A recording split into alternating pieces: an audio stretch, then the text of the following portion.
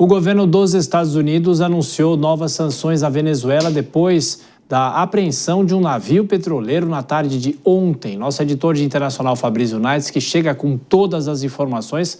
Quais as novas medidas da Casa Branca nessa novela, hein, Fabrício? Boa noite, bem-vindo. Boa noite, Thiago. Boa noite a todos que acompanham o jornal Jovem Pan. 3 sobrinhos de Nicolás Maduro foram sancionados pelo governo dos Estados Unidos. 2 deles são mais interessantes da gente destacar aqui.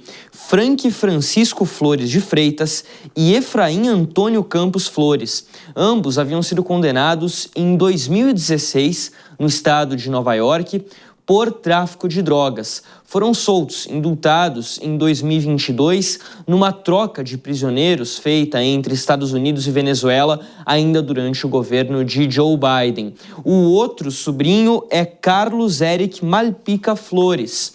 Esse não tem relação direta com o narcotráfico, pelo menos não foi condenado ainda por narcotráfico em nenhuma acusação envolvendo a justiça norte-americana. O governo dos Estados Unidos não explicou exatamente como que eles serão sancionados. Essas pessoas estão na Venezuela neste momento, então a lei norte-americana não os atinge diretamente, mas entraram na lista de sanções. Quem também entrou nessa lista foi, na verdade, 6 navios petroleiros ligados à Venezuela, alguns deles de bandeira panamenha, outros de bandeira de Hong Kong, que é país asiático, né, ligado à China, e isso tudo acompanha aquela medida que a gente viu ontem, da apreensão de um navio petroleiro da Venezuela, com petróleo da PDVSA, que estava indo em direção a Cuba e que na sequência iria para o continente asiático. A estratégia aqui dos Estados Unidos é muito clara. Para evitar uma entrada militar na Venezuela que derrubaria o governo Maduro, a tentativa é de fato de asfixiar financeiramente o governo venezuelano, agir dessa forma, com as sanções, porque aí você sancionando esses navios, empresas que atuam fazendo esse transporte de petróleo venezuelano vão pensar 2, 3 mil vezes antes de transportar petróleo da Venezuela, porque sabem que as suas embarcações podem ser apreendidas e isso geraria um prejuízo muito alto para essas empresas. Consequentemente, nenhuma empresa vai querer transportar petróleo venezuelano, vai dificultar ainda mais as operações da PDVSA, que já há algum tempo tem tido queda na sua produção de petróleo, apesar da Venezuela ter uma das maiores reservas do mundo. Bom, se isso tudo está acontecendo de um lado, do outro lado há conversas telefônicas. Hoje, Nicolás Maduro conversou com Vladimir Putin, presidente da Rússia.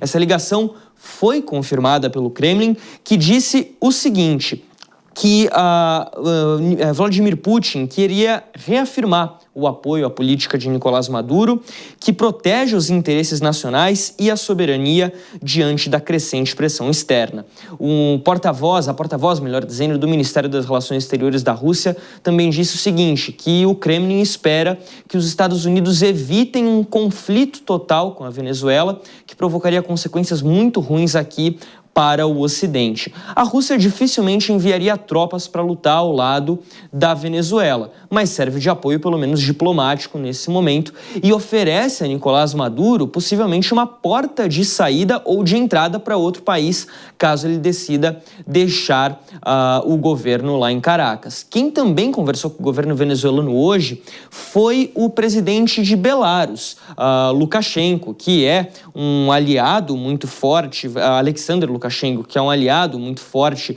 da Rússia, consequentemente também da Venezuela, conversou com o embaixador venezuelano em Caracas, em Moscou, melhor dizendo, e não divulgou o conteúdo da conversa.